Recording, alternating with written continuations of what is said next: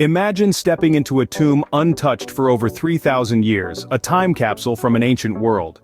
It's a scenario that stirs the imagination and ignites a sense of wonder.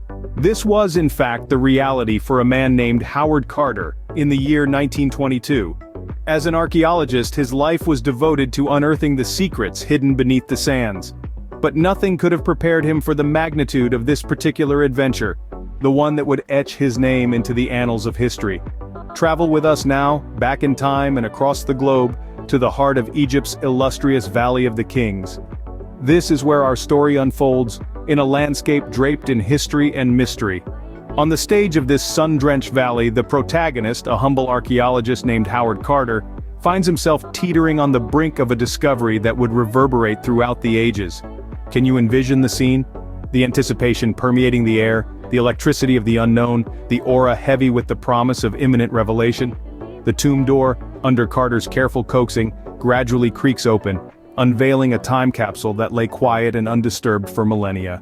Within this hushed sanctuary, a long-lost world was poised, ready to divulge its secrets. Each artifact, meticulously crafted, was a testament to the grandeur and sophistication of an ancient civilization. This, however, was not just any tomb. This was the final resting place of Tutankhamun, the boy king whose brief but impactful reign has left a lasting imprint on the tapestry of history. From dazzling pieces of jewelry, each glinting piece a marvel in itself, to ornate chariots fit for the gods, the tomb was a veritable treasure trove. Each artifact was more awe-inspiring than the last, a testament to an era that worshipped beauty and power in equal measures. As news of the discovery permeated the world, the once obscure Howard Carter ascended to global recognition. From the skyscraper-lined avenues of New York to the vibrantly chaotic streets of New Delhi, the story of the boy king and his golden burial mask, his tomb brimming with unimaginable wealth, seized the public imagination. It was as if the past had suddenly awakened from its eternal slumber, the extravagant lives of the ancient pharaohs now exhibited for all to witness. Yet, as the world reveled in the glow of this monumental discovery, an unsettling murmur began to circulate. Murmurs of a chilling twist that started to cast a somber shadow over the celebratory narrative. It was said that every treasure carries a tale, and each tale inevitably carries a twist. This twist began with hushed whispers of a deadly curse. The whispers escalated as time wore on, evolving into a narrative that started to eclipse the initial exhilaration over the discovery. The mood shifted from excitement to apprehension, from wonder to dread. The tomb, once a beacon of historical enlightenment, now seemed a breeding ground for fear and unease. The golden mask, which had once been an object of fascination, now cast an ominous gaze upon the world. The tale of the boy king, a story originally of triumph over time, became a cautionary tale. It served as a chilling reminder of the risks of disturbing those long departed. The world watched with bated breath as the narrative took on a darker hue. But little did Carter know, his monumental discovery would soon be overshadowed by whispers of a deadly. The world was enthralled by Carter's discovery, but fascination soon turned to fear, as a series of unexplained deaths began to occur. It all started in the wake of the tomb's unveiling, and that sent a chill down the spine of those who were closely related to the expedition. An unsettling shadow seemed to lurk over those who had dared to disrupt the eternal slumber of the ancient ruler. Among the first victims was Lord Carnarvon, the man responsible for financially supporting Carter's mission and making the excavation feasible. A mere 5 months following the grand opening of King Tut's tomb, he fell prey to a seemingly inconsequential mosquito bite that later turned septic. A wave of shock swept across the world. People gasped in terror, but the insidious series of deaths did not cease there. George J. Gould I, a wealthy American financier who had the privilege of visiting the tomb, was the next casualty. Shortly after his visit, he contracted pneumonia and succumbed to it, further fueling the whispers of a possible curse. A.C. Mace, a dedicated member of Carter's excavation team, also met with a tragic end prematurely, a victim of arsenic poisoning. Carter's personal secretary, Richard Bethel, could not escape this menacing shadow either. He was discovered lifeless in his bed, smothered under mysterious circumstances. With each death, the whispers grew louder, and the fear of a curse transformed into a widespread belief. The world began to speculate whether the tomb was sending out a chilling warning to those who dared to disturb its occupant. tales of ancient retribution and divine punishment became a hot topic in the media, which latched onto this narrative and spun stories that further amplified the fear. Questions arose. Was King Tut exacting revenge from beyond the grave, or was there a more earthly explanation for these chilling events? Some pointed to the tomb's inscription as a dire warning: "Death shall come on swift wings to him who disturbs the peace of the king." Intriguingly, Carter himself, the man who had been the most direct in disturbing the king's eternal peace, survived for over 15 years following the tomb's opening. Was the alleged curse selective in claiming its victims, or was it merely the fanciful product of overactive imaginations? The dread surrounding the tomb was tangible. The world was held in a morbid fascination. The discovery, once celebrated, now seemed engulfed by a deadly aura. But was this indeed the work of an ancient curse, or simply an unfortunate series of coincidences, blown out of proportion by a media hungry for sensationalism? As the body count rose, so did the belief in a curse. But was this ancient retribution or mere coincidence? The unfolding events have left us in a world of mystery and fear as we grapple with the enigma of these seemingly connected misfortunes. As the deaths continued, the media latched onto the idea of a curse, creating a global frenzy. The murmurs of a curse, starting as quiet talks in Egypt's dim corners, had now exploded into a worldwide spectacle. The media, eager for sensational stories, was more than ready to fuel the fire. The media's role in advancing the curse idea is significant. Newspapers, magazines, and radio stations all contributed. The curse of Tutankhamun was not just an Egyptian tale any longer. It had become a global phenomenon, and the media was playing an integral role in its spread. Look at the headlines from that time. One newspaper headline read, "The Curse, Death Comes on Wings to All Who Invade Tutankhamun's Tomb." Another exclaimed, "King Tut's curse claims another victim." The media was filled with stories of mysterious illnesses, unexplained accidents, and tragic deaths. Each new headline, each new story, bolstered the growing legend of the curse. And it wasn't just the news media. Popular culture played a part too. Books, plays, and films joined the trend, each adding touch to the story. The curse of Tutankhamun was omnipresent, in newspapers, the radio, and in cinemas. It was impossible to avoid. But why did the media, and why did we become so interested in this curse idea? Perhaps we're intrigued by a good mystery, or we're captivated by the unknown, by the inexplicable. Or maybe, just maybe, we all enjoy a good scare deep down. Whatever the motive, media and popular culture's role in crafting and the legend of the curse is undeniable. Without them, the curse of Tutankhamun might have remained a local legend, a tale murmured only in the pyramid's shadows. It wasn't just the media though. The lure of ancient Egypt, the mystery of its tombs, and the allure of the eternal unknown were all contributing factors. The curse idea gave people something to fret about, a thrilling story to follow. And as the world continued to buzz about the curse, it became more and more entrenched in popular culture, evolving from a local superstition to global sensation. The subsequent fascination with the curse shows our love for mystery and the unknown, was a testament to the power of the media and popular culture. It was a reflection of the human fascination with ancient civilizations and our penchant for weaving tales from their histories. The curse of Tutankhamun became a symbol, a manifestation of our collective fascination with the unknown, our love for mystery, and our fear of death. The media and popular culture were merely the vessels that carried this symbol across the world, embedding it in our collective consciousness. The curse of Tutankhamun had now become a phenomenon, etched into the public consciousness, and there it remains, a chilling reminder of a time when the world was captivated by the mystery and the allure of ancient Egypt. But amidst the hysteria, scientists and skeptics began to question the validity of the curse. As the buzz around the curse increased, the scientific community ventured into the depths of this mystifying phenomenon. They were determined to uncover: could the reality behind the infamous curse of Tutankhamun be based on logical, scientific reasoning? Leading the investigations was the potential impact of diseases.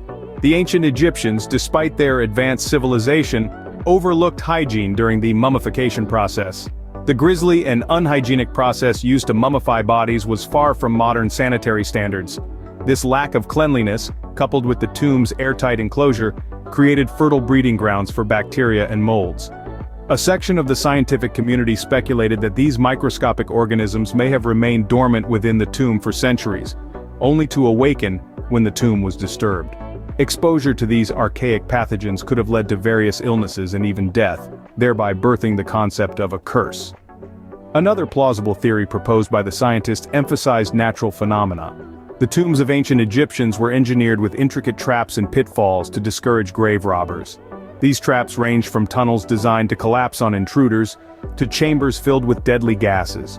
It's entirely possible that some individuals unfortunately stumbled upon these traps, meeting their premature end and adding fuel to the fire of the curse myth. Thirdly, researchers raised the concept of psychosomatic illness. The human mind is an incredibly powerful tool. If a person truly succumbs to the belief they are cursed, the resulting stress and anxiety can manifest into physical symptoms. In this scenario, the fear of curse essentially becomes the curse itself. Some scientists also attributed the curse to mere statistical coincidence. With a large number of people involved in the excavation and study of Tutankhamun's tomb, it is statistically probable that a few of them would meet their untimely death from causes unrelated to the tomb. However, these unfortunate occurrences were linked to the curse, further solidifying its legendary status. Despite the rational explanations offered by science, public fascination with the curse remained undeterred. The allure of the mysterious, the adrenaline rush of the supernatural, trumped any logical explanation. The unexplainable continues to captivate human curiosity, feeding the enduring legend of the curse. And so, against the tides of logic, the legend of the curse of Tutankhamun continues to persist. While science offered rational explanations, it did little to quell the public's fascination with the curse. The allure of the unknown, the thrill of the supernatural, proved far more captivating than any scientific explanation. And so, the legend of the curse of Tutankhamun continues to endure. Despite the passage of time, the legend of the curse refuses to die. The narrative of the pharaoh's curse, akin to a mummy awakening from its eternal slumber, continues to endure.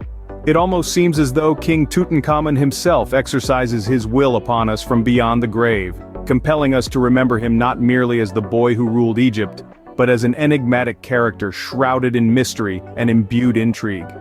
The enduring legend of the curse has left an indelible mark on popular culture. It propagates through diverse mediums, from big-budget Hollywood productions such as The Mummy, to bone-chilling literary works and sensationalist tabloid stories. The Curse of Tutankhamun has morphed into a compelling motif that storytellers and cinematic creators repeatedly draw upon to conjure an atmosphere replete with ancient enigmas and impending doom. Nevertheless, the influence of the curse is not merely limited to the entertainment domain. It has kindled a persistent debate that rages on between those who staunchly believe in the curse's authenticity and those who dismiss it as pure speculation. The believers steadfastly uphold the validity of the curse, attributing every misfortune that has befallen those associated with the tomb's excavation to the ire of the deceased pharaoh. The untimely demise of Lord Carnarvon, the financier behind the excavation, is often cited as the most chilling testament to the curse's terrifying efficacy.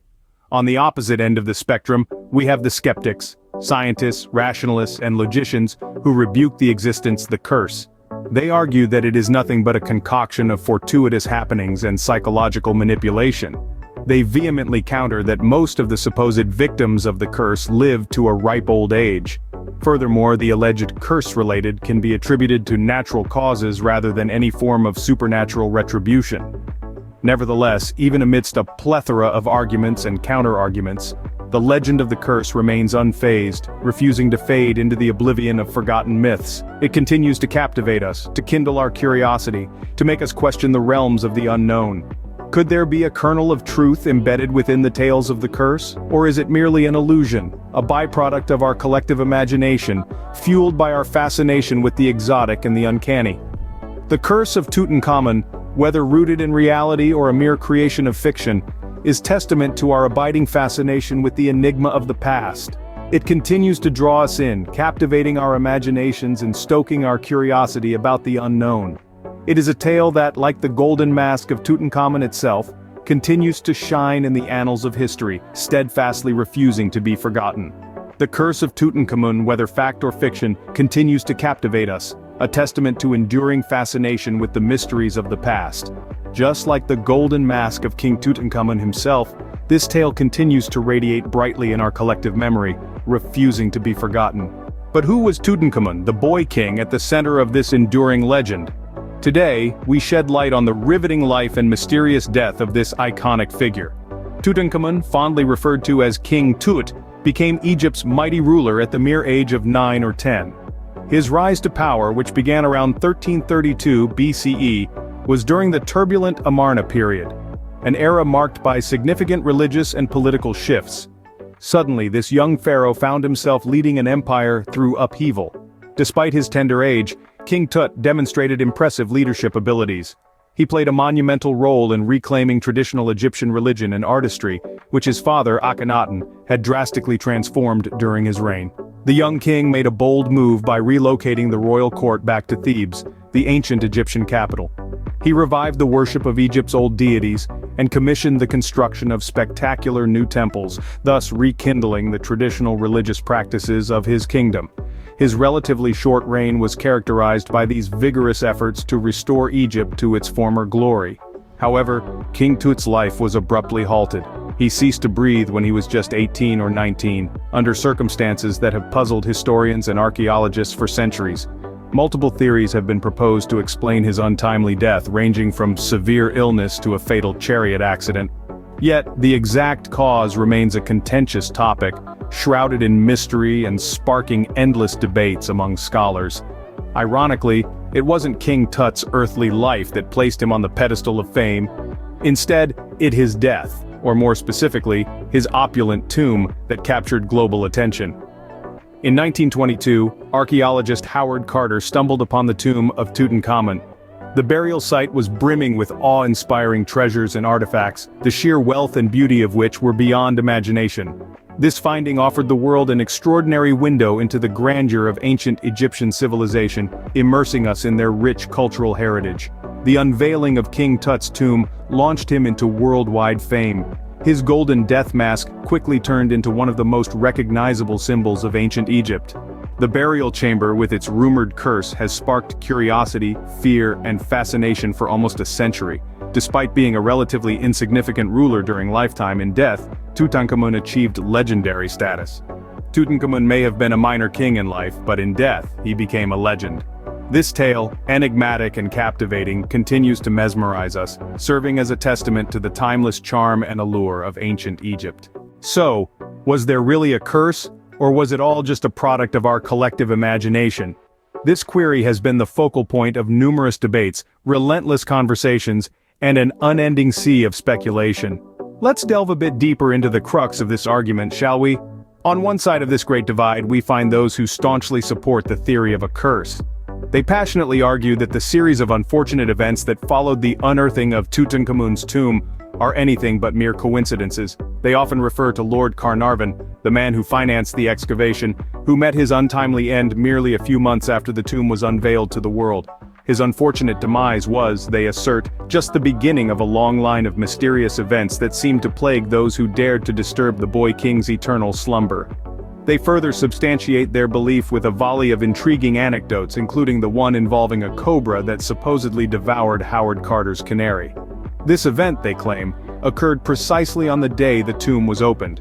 Cobras, as some of us might know, are representatives of Egyptian royalty, thus adding an extra chill to an already spooky coincidence.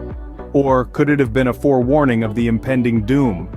The believers of the curse would, beyond the shadow of a doubt, stand by the latter interpretation. However, not everyone is convinced. On the other side of the argument, we have the skeptics. They firmly believe that the alleged curse is merely a figment of overactive imaginations, exaggerated and sensationalized by the media. They point to the glaring absence of any inscriptions or symbols within the tomb that might suggest a curse. Furthermore, they draw attention to the fact that a significant number of individuals associated with the discovery went on to live lengthy, healthy lives. Howard Carter, the man who physically disturbed the tomb, survived for more than 10 years following the event, passing away at the ripe old age of 64. So where does this leave us?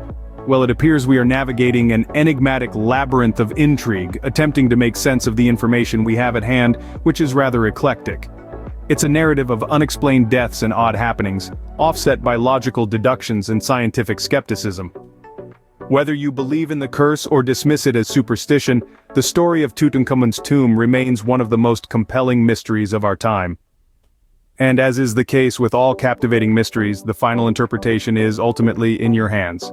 As we delve into the enigma of Tutankhamun's curse, we find ourselves at the crossroads of fact and fiction, science and superstition.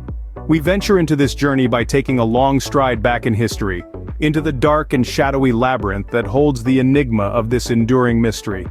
Our journey begins with the monumental revelation of the hidden tomb in the early 20th century, an unparalleled discovery that caused ripples of astonishment around the globe. The so-called curse associated with it was quick to surface, its ominous narrative spreading like wildfire through the channels of the media, simultaneously igniting a sense of dread and an insatiable intrigue among the masses. From there, we dared to step into the scientific realm, attempting to comprehend rational explanations for the curse's lethal consequences. We fumbled across potential solutions hidden within toxins of ancient times, undisturbed for countless millennia, and within the formidable power of suggestion that sways human thinking. And yet, these explanations to completely lift the veil of obscurity that conceals the truth about the curse. Our next destination was the aftermath of this fabled curse, as we dissected its profound implications on our contemporary mindset. We observed its deep-rooted influence on popular culture and its capacity to ignite endless discussions and debates. Turning our focus onto the young pharaoh himself, Tutankhamun, we found that his brief life and abrupt demise are every bit as mysterious as the supposed curse linked to his tomb. We then arrived at the pivotal question: is the curse reality or merely a myth? As we scrutinized the supporting evidence, we realized that the truth isn't as simple as a dichotomy of black and white. The curse, like numerous aspects of existence, resides in a nebulous, a complex mixture of fact and fiction, scientific theory, and superstitious belief. This realization led us to our concluding judgment. After a long journey across the sands of time and a thorough analysis of various perspectives, we discover that the absolute truth about Tutankhamun's curse remains hidden in the shadows. Could it merely be a product of imaginative minds fueled by a media-driven frenzy? Or could there be an element of truth, a soft murmur of the magic and secrets of the ancient world hidden beneath the surface? In the end, the truth about the curse may be as elusive as the boy king himself.